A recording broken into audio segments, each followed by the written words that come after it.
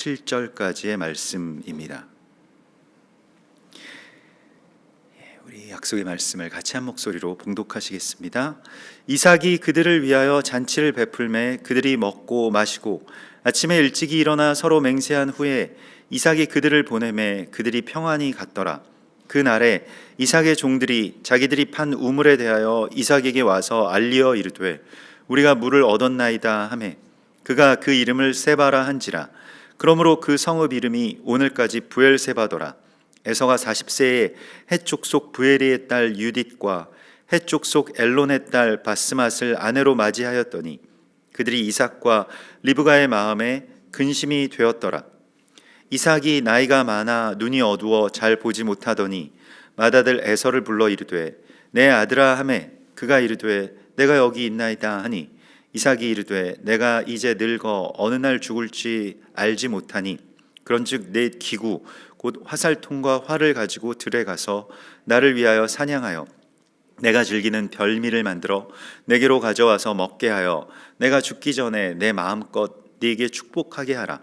이삭이 그의 아들 에서에게 말할 때에 리브가가 들었더니 에서가 사냥하여 오려고 들로 나가매 리브가가 그의 아들 야곱에게 말하여 이르되 내 아버지가 내 형 에서에게 말씀하시는 것을 내가 들으니 이르시기를 나를 위하여 사냥하여 가져다가 별미를 만들어 내가 먹게 하여 죽기 전에 여호와 앞에서 내게 축복하게 하라 하셨으니 그런즉 내 아들아 내 말을 따라 내가 네게 명령하는 대로 염소 떼에 가서 거기서 좋은 염소 새끼 2마리를 내게로 가져오면 내가 그것으로 내 아버지를 위하여 그가 즐기시는 별미를 만들리니 내가 그것을 내 아버지에게 가져다 드려서 그가 죽기 전에 내게 축복하기 위하여 잡수시게 하라.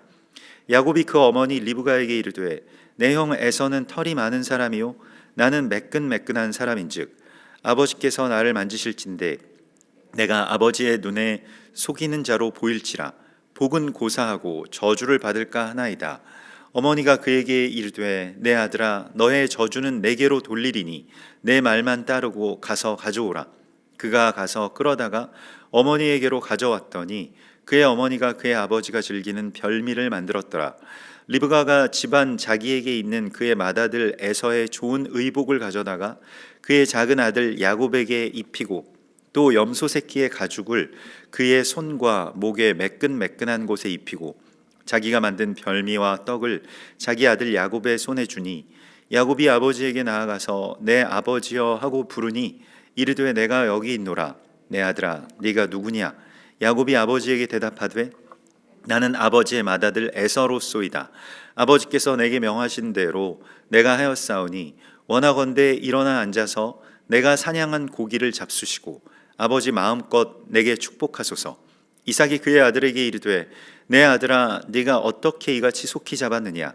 그가 이르되 아버지의 하나님 여호와께서 나로 순조롭게 만나게 하셨음이니이다. 이삭이 야곱에게 이르되 내 아들아 가까이 오라. 네가 과연 내 아들 에서인지 아닌지 내가 너를 만져보려 하노라.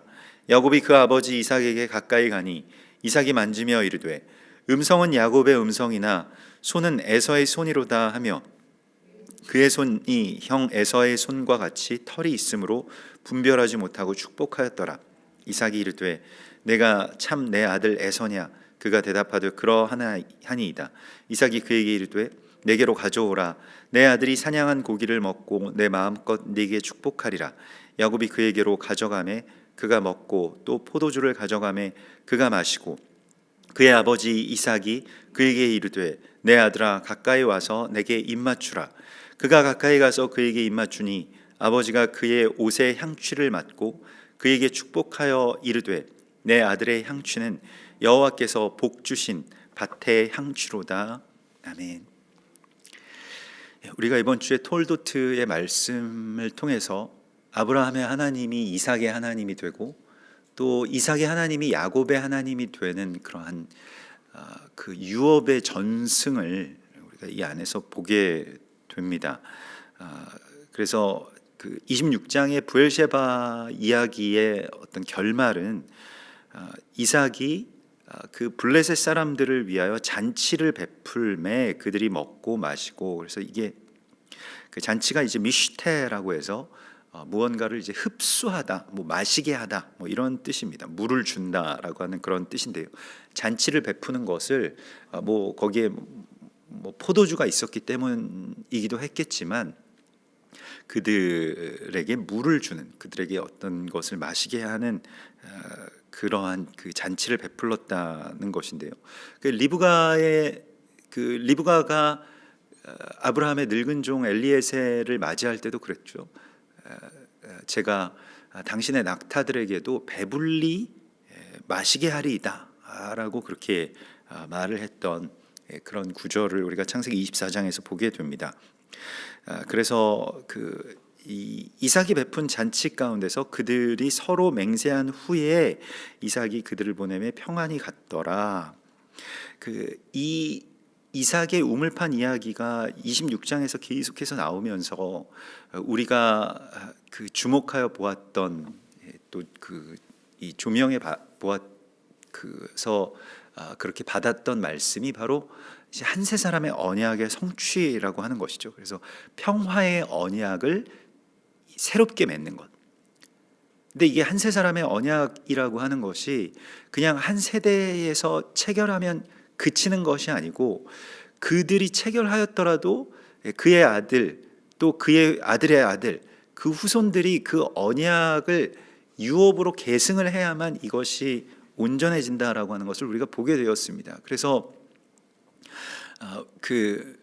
우리가 이 아버지의 하나님을 나의 하나님으로 받아들인다라고 했을 때에 그냥 그 하나님께서 아버지에게 하셨던 것처럼 나에게 하시는 것이라고만 생각을 할 수가 있는데 그 언약의 계승, 언약을 내가 유업으로 이어받는다라고 하는 그 관점을 우리가 놓쳐서는 안 되는 것입니다. 그래서 이삭이 자기들이 판 우물에 대한 이삭의 종들이 이제 다시 그렇게 언약을 체결하고 그 블레셋 왕인 아비멜렉과 그의 친구인 아우삿과 비고를 그렇게 보낸 이후에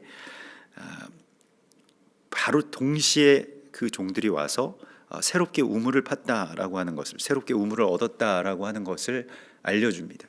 그래서 그 이름을 세바라 한지라. 그래서 그 이름이 이제는 완성됐다, 다 이루었다라고 하는 7이라고 하는 숫자, 혹은 언약이라고 하는 의미를 가진 쉐바라고 하는 이름을 붙였다는 것이죠. 그러므로 그 성읍 이름이 오늘까지 부엘세바더라 이렇게 되어 있습니다. 그런데 그곳을 부엘세바라고 불렀던 것은 아브라함 때부터죠. 그런데도 이삭이 그렇게 부엘세바를 다시 회복하고 그 언약을 다시 발견하고 다시 그 언약을 제 자리로 돌려놓았을 때에 그곳의 이름이 부엘세바가 된 것입니다. 한 세 사람의 이 언약이라고 하는 것에 대하여서 물론 뭐 예전 세대에도 그런 언약을 붙들면서 분투하고 또 그 일을 위해서 자신의 어떤 삶의 대가들을 지불하셨던 분들이 계시죠. 그래서 저희도 처음에 이 원유맨에 대해서 열렸을 때 생각했던 것은 하나님께서 그런 마음을 주셨는데 그게 우리가 처음 받은 게 아닐 것이라고 하는 것이었습니다. 물론 그 이전에 책들도 있고 그랬지만은 실제로 그러면 이게 하나님께서 주신 정말 진리의 언약이고 말씀인데 이것을 붙들고 교회나 사역을 해오셨던 분들이 있지 않을까, 무명하지만. 근데 정말로 하나님께서 만나게 해주셔서 이렇게 만나 뵙기도 하고 찾아뵙기도 하고 또 모셔서 그렇게 말씀도 듣고 같이 예배도 드리고 그랬던 시간들이 있었거든요. 근데 참 어렵게 그런 언약들을 붙들고 또 아무도 이해해주지 않고 심지어 자녀들마저도 또 자신의 어떤 정말 친한 그런 동역자들이나 친구들마저도 이런 거는 굉장히 이상하다라고 하는 어떤 그러한 이 편견과 또 그러한 오해 가운데서 계속해서 자기에게 주신 하나님의 언약을 외롭게 붙들고 있던 그 사역자들, 또 그러한 어떤 무명한 주님의 종들이 또 이 다음 세대에서 또 뭐 이렇게 새롭게 시작되는 그러한 그 언약을 다시 새롭게 본다라고 하는 것에 대해서도 참 많이 감사하시고 또 함께 감격해 갔었는데요. 요한복음 8장 39절에서 예수님께서는 이런 말씀을 하십니다. 그러니까 너희가 아브라함의 자손이면 아브라함이 행한 일을 하여야 할 것이다. 그러니까 아브라함이 행한 일을 하는 것이 아브라함의 자손이 되는 것이고요.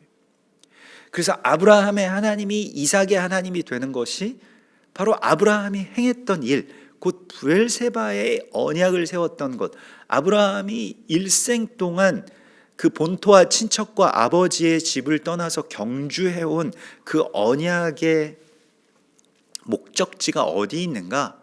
그냥 아브라함이 자식들이 많아지고 그냥 부자가 되고 그런 것이 아브라함의 그 어떤 신앙의 목적지였는지, 보통 뭐 그런 것이 목적지인 경우도 굉장히 많이 있습니다. 그렇게 되었을 때 그게 뭐 사실은 삶에 있어서 성취도 아니고 목적지도 아님에도 불구하고 그렇게 되었을 때 하나님이 나에게 마침내 이런 복을 주셨습니다. 우리가 쉽게 얘기하기가 쉽죠. 그런데 아브라함의 언약의 목적지는 그리스도 예수께서 이 땅 가운데서 십자가에서 다 이루신 것과 같았습니다. 그것은 온 열방이 잃어버린 이스라엘의 이 탕자와 같은 어떤 그 자녀들이 돌아오는 것이었죠. 그래서 죽었던 아들이 다시 살아나는 것과 같은 그 이야기가 바로 한 세 사람의 언약이 성취되는 그 지점 가운데 아버지 하나님께서 누리시는 평안입니다. 이게 참된 평안이고요. 그래서 우리도 아브라함이 행했던 일을 하는 것이고요. 예수께서 자신을 희생하셔서 한 세 사람을 이루기 위해서 자신의 이 몸을 내어 주셨던 것과 같이 우리도 그렇게 해야 되는 것이죠. 그래서 그 요한복음 8장에서요, 나는 내 아버지에게서 본 것을 말하고 너희는 너희 아비에게서 들은 것을 행하느니라. 너희는 너희 아비가 행한 일들을 하는도다. 대답하되 우리가 음란한 데서 나지 아니하였고 아버지는 한 분뿐이시니 곧 하나님이시로다. 예수께서 이르시되 하나님이 너희 아버지였으면 너희가 나를 사랑했으리니 이는 내가 하나님께로부터 나와서 왔음이라. 나는 스스로 온 것이 아니요 아버지께서 나를 보내신 것이니라.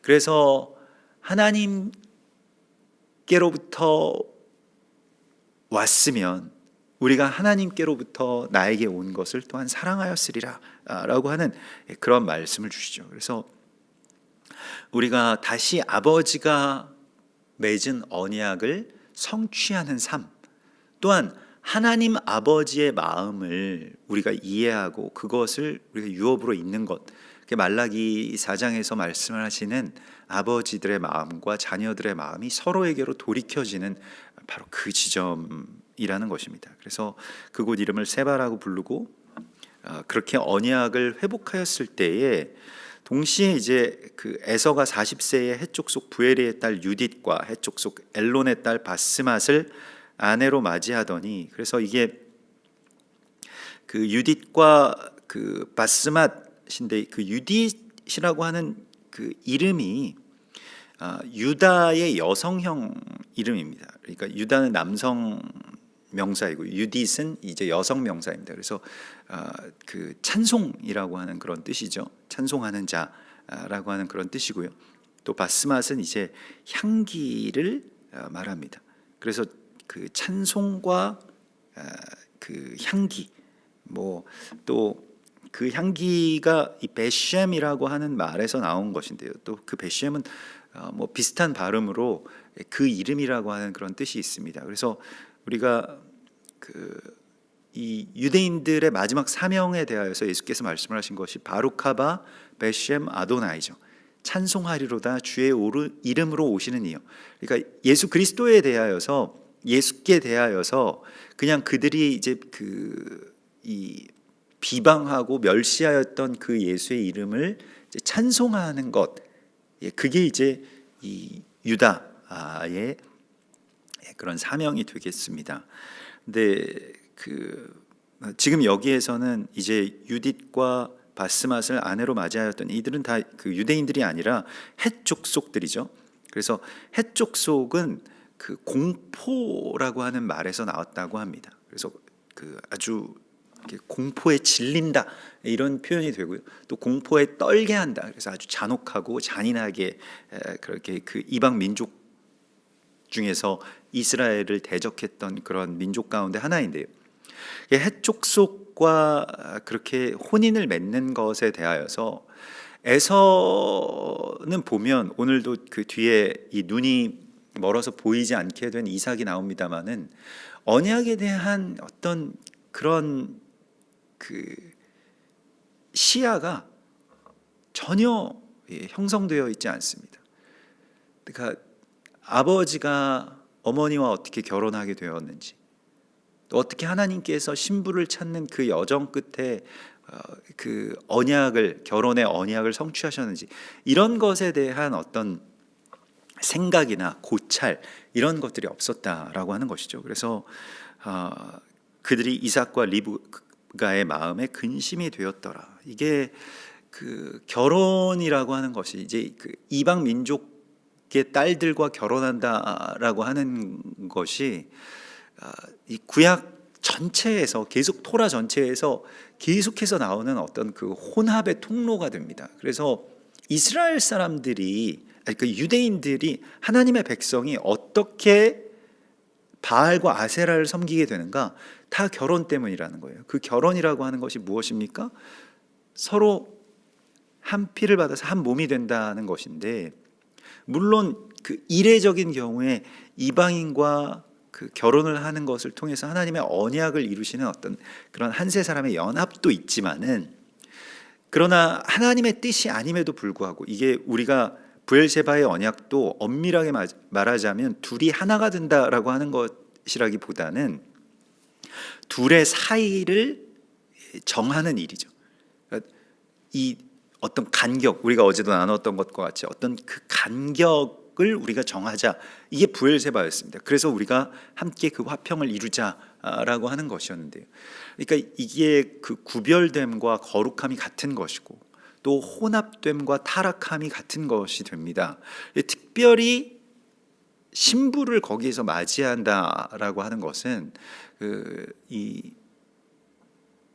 이스라엘 사람들은 이제 모계를 따르기 때문에요. 어머니의 어떤 신앙을 자녀들이 물려받게 되어 있기 때문에 어머니가 바알을 섬기는 자면 그 자녀들도 이제 바알을 섬기게 되는 경우가 많이 있다는 것이죠. 그래서 그러한 지점 가운데서 그냥 뭐 언약과 전혀 상관없는 장자임에도 불구하고 이게 장자가 지금 어떤 의미를 한다라고 하는 것을 전혀 모르고 있어요. 그냥 내가 여기서 사냥이나 잘하고 잘 살면 그만이다. 그게 뭐 우리 부모님에게도 효도하는 일이다. 이렇게밖에는 생각을 못한다는 것입니다. 하나님의 뜻에 어떻게 합하고 하나님께서 지금 어떤 뜻을 갖고 계시고 자기 일생일대에 뭐 첫 번째이자 가장 큰 언약이라고 할 수 있는 이 혼인의 언약에 있어서 하나님께 전혀 묻지 않고 그냥 자기가 여기에서 눈에 보이는 대로 돌아다니면서 뭐 부모님과도 상의를 안 하고 그냥 결혼을 해서 집으로 이렇게 들어오게 되었다는 것이죠. 그것이 이제 그들의 근심이 되었다라고 하는 것이고요. 반면에 그 언약의 유업을 정말로 사모하는 마음으로 그렇게 이어받고 싶었던 이 야곱의 경우가 이제 27장에 나오게 되죠. 그래서 에서는 그렇게 이 언약에서 멀어졌고요. 또 언약에 대해서 눈이 먼 어떤 그러한 그 사람으로 살았습니다. 그래서 이 에서에게 다시 그 에서의 그 후예들인 에돔에게 그 언약의 그러한 그 눈먼 것들이 이제 주님의 밝은 빛으로 회복되는 그 날에 대한 그런 예언이 이제 아모스서 9장 11절에 다윗의 무너진 장막을 다시 세워 일으켜서 에돔의 남은 자들이 돌아오게 될 것이다. 그래서 나중에는 또 하나님께서 그렇게 이 에서의 눈을 다시 회복시켜 주시는 그의 후손들의 그런 이게 주시는 은혜를 통해서 하나님께서 회복해 주시는 그런 약속이 있습니다만은 현재까지는 에서는 아무런 언약에 대한 어떤 그런 성찰이나 또 사모함이 전혀 없죠. 27장에 보면 이삭이 나이가 많아서 눈이 어두워 잘 보지 못하더니, 이제 이것을 놓고 우리가 기도해야 되는데요. 무엇이냐면 그 성경에서 나이가 아주 많아서 이 하나님께로 돌아갈 때까지, 열조에게로 돌아갈 때까지도 눈이 밝았던 사람들이 있는가 하면 눈이 점차 어두워지는 사람들이 있습니다. 자연적으로는 우리가 눈이 어두워지는 것이 맞겠죠. 그 노안이 오고. 그렇지만 여기서 눈이 어둡다라고 하는 것, 뭐 시력이 좋다, 그럼 뭐 눈이 어둡다, 이런 것들이 다 하나님 보시기에 신부의 어떤 단장과 연결되어 있고요.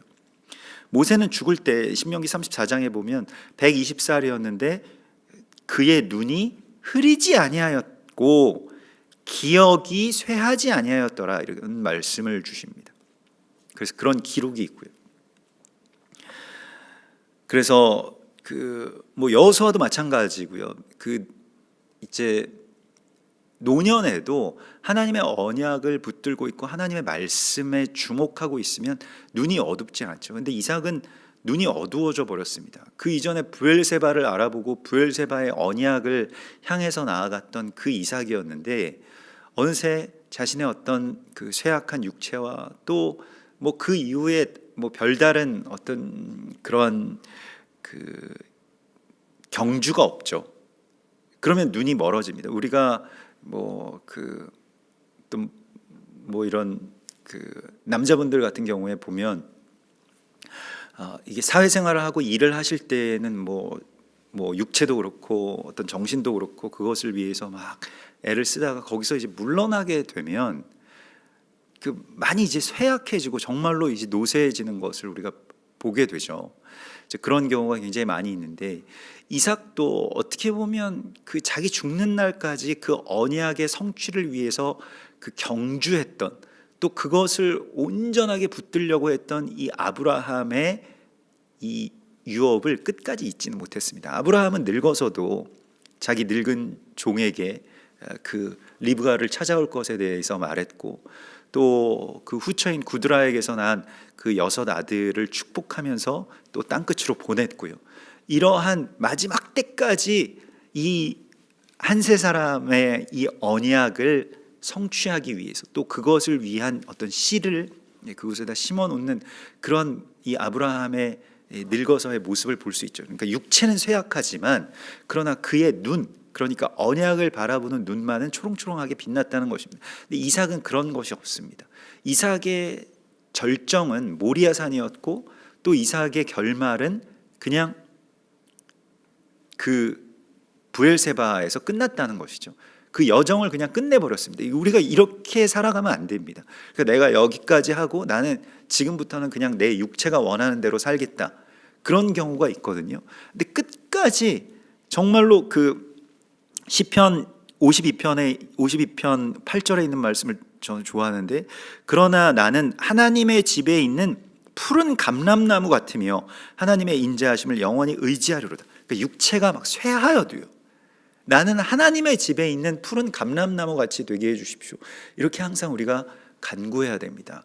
특별히 하나님의 언약에서 멀어진 이 눈이 먼 노인 이삭과 같이 되지 않기 위해서 우리가 어떻게 해야 되는가? 사무엘상 4장 15절에서도 보면 그때 엘리의 나이가 98세라 그 엘리 제사장에 대한 말이 한마디로 나와 있습니다. 살찌고 그의 눈이 어두워서 보지 못하였더라. 그래서 하나님의 언약궤를 그 아들들에게 내어주고 그 아들들이 그 언약궤를 가지고 전쟁터에 나갔다가 죽고요.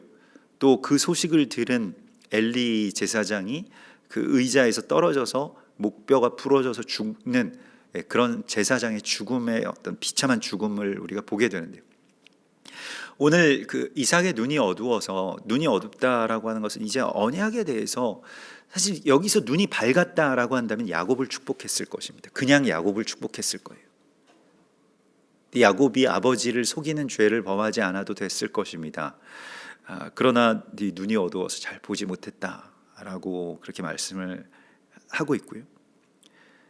그 모습이 어떤 그 모습이었냐면 이삭이 이르되 이제 내가 늙어서 어느 날 죽을지 알지 못하니, 그러면 이제 어느 날 죽을지 알지 못한다. 이게 카운트다운에 들어가서 며칠 남지 않았다, 얼마 남지 않았다라고 할 때에 무엇을 우리가 원할 것인가?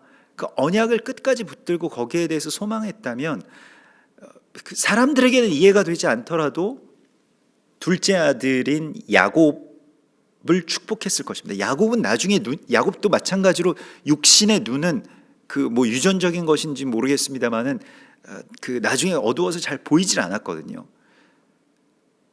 그런데 요셉이 두 아들을 데려왔을 때에 이 이스마엘과 므낫세를 데리고 왔을 때 므낫세가 첫째고 이스마엘이 둘째인데도 불구하고 손을 엇갈려서 그 둘을 축복을 하죠. 그 엇갈려서 축복했다라고 하는 것은 둘째인 이스마엘이 장자가 되고 그 첫째인 므낫세가 둘째가 된다라고 하는 것에 대한 그런 언약에 정말 정통해서 마지막에 자신이 그 이 육신의 눈은 멀었지만 자신이 보고 있는 이 하나님께서 보여주신 그 비전들을 아들들에게 다 말하고 그리고 떠나는 것이죠. 다 축복하고, 그게 그 야곱의 축복 아닙니까? 야곱이 그래서 언약의 어떤 끝까지 그 핵심을 꿰뚫고 있어요. 아브라함도 그랬고 야곱도 그랬습니다. 근데 이삭은 그렇지가 못합니다.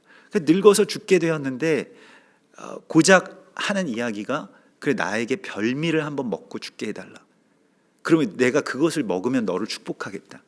이게 약간은 이제 정신이 어두워진 그런 어떤 뭐 노년의 이삭을 우리가 보게 되고요. 뭐 어르신들 같은 경우에도 마지막까지 이 놓지 못하고 또 어떻게 보면 나중에 좀 그 뭐 치매나 뭐 이런 것들이 오신 분들 같은 경우에는 먹는 것에 굉장히 집착하죠. 그래서 드시는 것들에 대해서 굉장히 집착하게 되고 점점 그렇게 됩니다.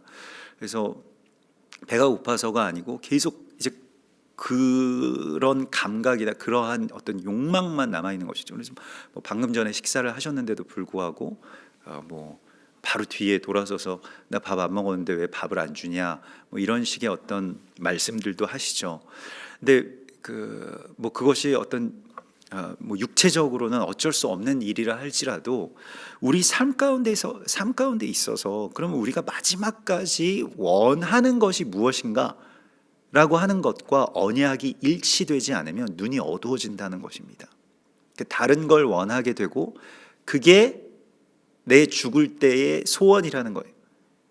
나의 평생의 소원이 별미를 먹는 것이다. 아들이 사냥해서 물론 그게 뭐 맛있어서 그런 기억이 나고 그거 한번 뭐 먹어보겠다는데 뭐 왜 그렇게 뭐 이 이야기를 하냐 이렇게 섭섭해할 수도 있겠습니다만은, 그러나 아들을 이 아브라함의 하나님과 이삭의 하나님이 그렇게 이 전수되는 그 지점에 정말로 자신의 모든 것들을 갈망을 거기에 쏟아야 함에도 불구하고 이삭은 그런 것에 별로 관심이 없습니다. 우리가 관심이 있다, 관심이 없다라고 하는 것이 무엇을 보고 있느냐와 일치합니다. 내가 보고 있는 것이 내가 관심이 있는 것, 관심이라고 하는 것 자체가 내가 본다라고 하는 것 아니겠습니까? 내 마음이 보고 있다라고 하는 것 아니겠습니까? 그렇게 보는 것이죠. 그래서 우리가 보려고 하는 마음이 필요한 것입니다. 언약에 대해서 내가 그러면 남을 날이 얼마 남지 않았을 때 하나님께서 나에게 이 언약의 성취를 위해서 맡겨주신 일이 무엇인가. 그래서 정말 관제와 같이 전제와 같이 내가 완전히 다 이 언약을 향해서 다 부어질 때까지 살게 해달라고 우리가 구해야 됩니다. 끝끝내 나에게 남은 것이 그냥 이제 그 고작 이 비참해져 버린 나의 어떤 육신의 욕망만 남아있다라고 한다면 그게 얼마나 비극적인 일이고 또 비극적인 결과가 되겠습니까? 그래서 항상 우리가 이 노년에도 이와 같이 하나님의 언약에 대해서 눈이 열린 상태로 끝까지 그 지혜 안에서 정말 우리의 그 영적인 눈만은 밝게 해달라고 우리가 그렇게 구해야 됩니다. 그래서 저도 최근에 이 이어령의 마지막 수업이라고 하는 그런 책을 읽고 있는데, 뭐 아마 최근에 출간된 것 같은데요. 근데 이제 이어령 박사님이 이제 딸인 이민아 목사님 돌아가시고, 또 그 이후에 이 박사님도 이제 암에 이 딸이 걸렸던 바로 그 암에 이제 암이 퍼지셔가지고 이제 뭐 얼마 남지 않았다라고 하는 생각을 했을 때, 자기를 전에 인터뷰했던 기자를 불러서 내가 마지막으로 나에게 하나님께서 주셨던 그 지혜들을 쏟아낼 참이다.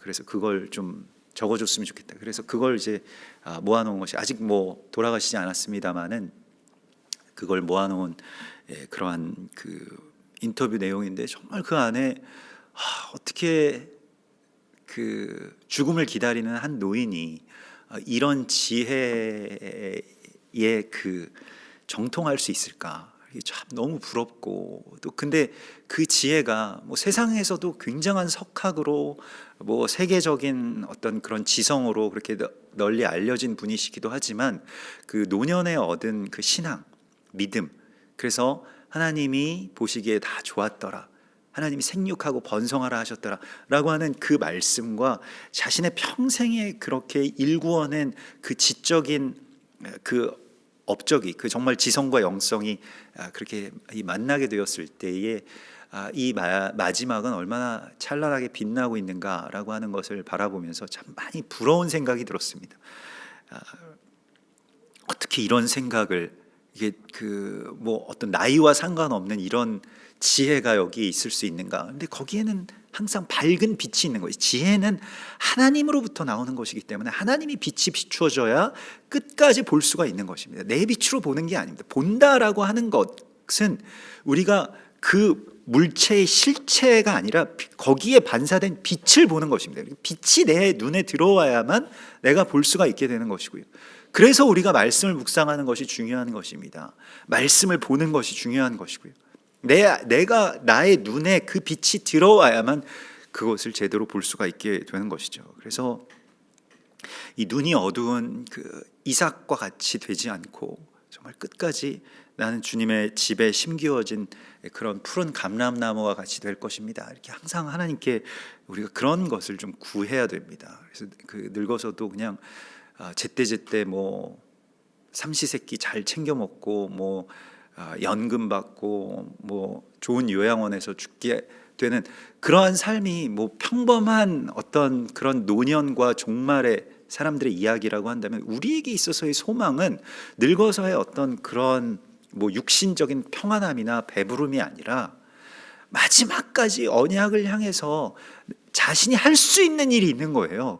육체적인 그러한 어떤 기능들이 많이 떨어졌다라고 하더라도 하나님께서 주신 이 영적인 눈만 밝게 있으면 해야 될 일이 무엇인지를 압니다. 근데 기도의 사명이 뭐 작은 것입니까? 또 그 비전을 보고 그렇게 자녀들을 축복하는 것이 정말 일생일대의 마지막에 세워야 될 이 언약인데, 브엘세바까지는 참 좋았는데 이 마지막이 참 이삭에게 있어서는 참 아쉽습니다. 그래서 그 아들에게 속고요. 또 사실은 이스라엘의 어떻게 보면 시조라고 할 수 있는, 뭐 이스라엘의 이제 뭐 우리도 무슨 뭐 단군의 후예다 이렇게 이야기를 합니다마는, 이스라엘은 이 야곱의 후예들이죠. 이스라엘 12지파가 야곱에서부터 나온 것이기 때문에, 그래서 자신의 어떤 시조라고 할 수 있는 이 야곱에 대하여서 보통 일반적인 신화였다면 굉장히 어떤 영웅적인 내용을 썼을 것입니다. 우리도 뭐 주몽설화 같은 것을 보면 어떻게 어떤 그런 마침내 어떤 대단한 사람이 되었는가. 근데 성경은 그렇지가 않아요. 그러니까 자기 자신의 뿌리를 영웅화시키지 않습니다. 그래서 보통 일반적인 어떤 나라들의 어떤 시조나 그런 분들은 다 전쟁 영웅이죠.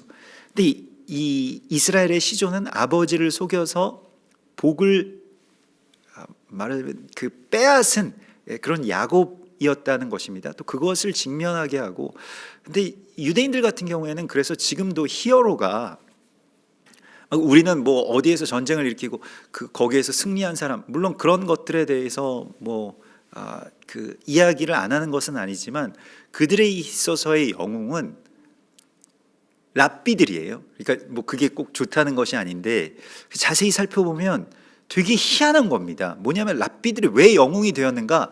하나님의 말씀을 이렇게 해석했다, 이렇게 보았다, 그 시각을 전수해 준 것에 대해서 가장 귀하게 여깁니다. 그래서 오랫동안 이야기를 하고 오랫동안 아주 대단하게, 이 랍비는 얼마나 대단한가, 이 말씀을 자신의 삶에 이렇게 적용했다.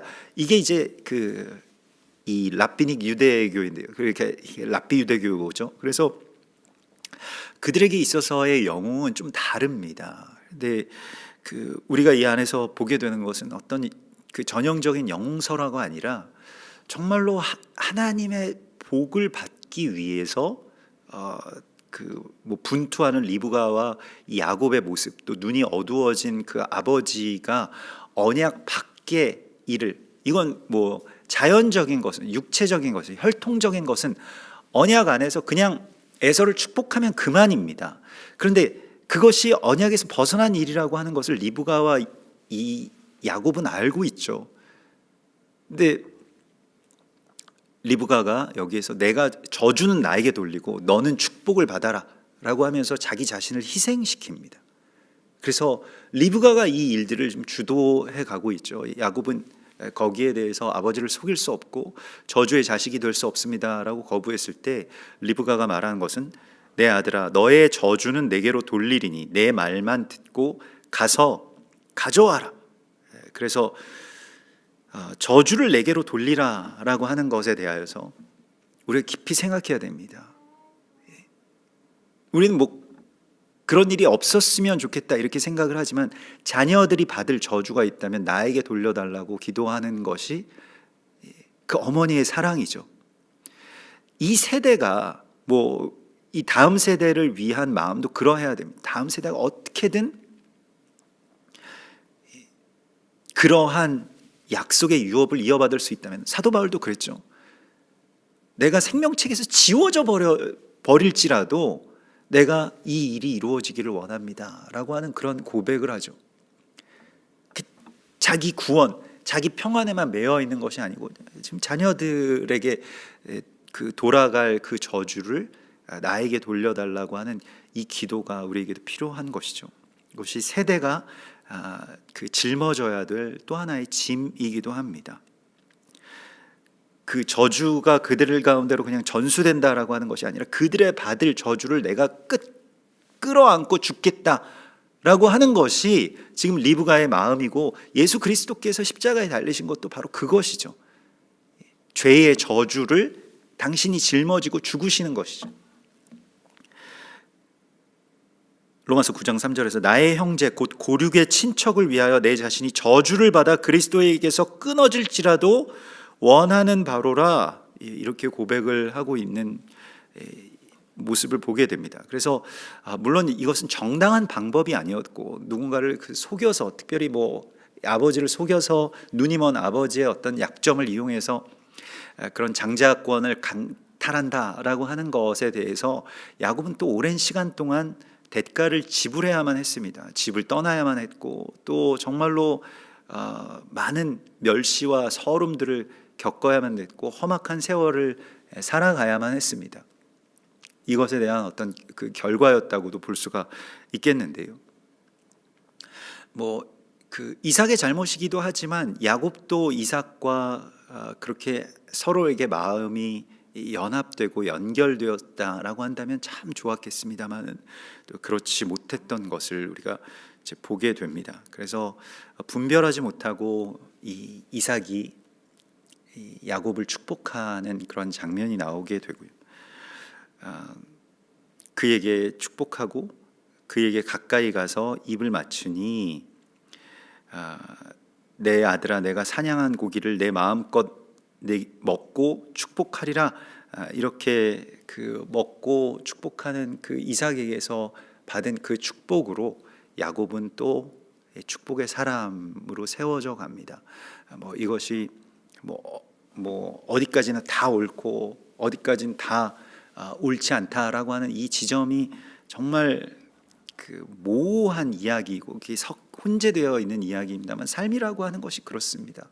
그래서 그럼에도 불구하고 우리가 때로는 실수하고 또 때로는 어려움을 겪는다고 할지라도 하나님께서 주신 이 언약에 대해서 우리가 끝까지 그것을 사모하고 거기에 나의 시야와 마음을 쏟고 하나님께서 우리 가운데 허락해 주실, 또 우리를 통해서 이루실, 나의 삶의 남은 부분들을 통해서 이루실 그 언약을 붙드는 그런 언약의 사람들로 살아가시기를 주님의 이름으로 축원합니다. 같이 기도하겠습니다. 하나님 감사합니다. 우리들 참으로 주님의 언약에 대해서 눈이 가리워졌던 우리들에게 눈을 열어주시고, 그래서 한 사람의 언약을 사모하게 해주시고, 또 하나님께서 주신 이 땅 가운데서 우리 각자에게 허락하여 주신 그 사명과 언약들을 끝까지 붙드는 사람들이 되게 하여 주시옵소서. 그래야 해서 내가 나의 배만 위하는 그러한 직물적인 사람으로 죽지 않게 하시고, 하나님의 영원한 언약을 붙들며 끝까지 충성하는 아브라함처럼, 또 야곱처럼, 또 사도 바울처럼, 또 예수 그리스도처럼 살게 하여 주시옵소서. 우리가 그렇게 주님의 빛 가운데서 끝까지 그 언약을 바라보며 나아가기를 원합니다. 주님, 우리에게 힘을 주시고 또 우리의 눈을 열어주셔서 우리가 아버지 하나님께서 사모하는 일을 우리가 사모하게 하여 주시고, 아버지 하나님께서 말씀하신 것을 우리가 행하는 그런 아브라함의 자손이 되게 하여 주시옵소서. 오늘도 그렇게 우리를 이끄실 주님을 기대하며 거룩하신 예수와 메시아의 이름으로 감사하며 기도드리옵나이다. 아멘. 하늘에 계신 우리 아버지시여, 이름이 거룩히 여김을 받으시오며 나라의 임하옵시며 뜻이 하늘에서 이룬 것 같이 땅에서도 이루어지이다. 오늘날 우리에게 일용할 양식을 주옵시고, 우리가 우리에게 죄 지은 자를 사하여 준 것 같이 우리 죄를 사하여 주옵시고, 우리를 시험에 들게 하지 마옵시며 다만 악에서 구하옵소서. 대개 나라와 권세와 영광이 아버지께 영원히 있사옵나이다. 아멘.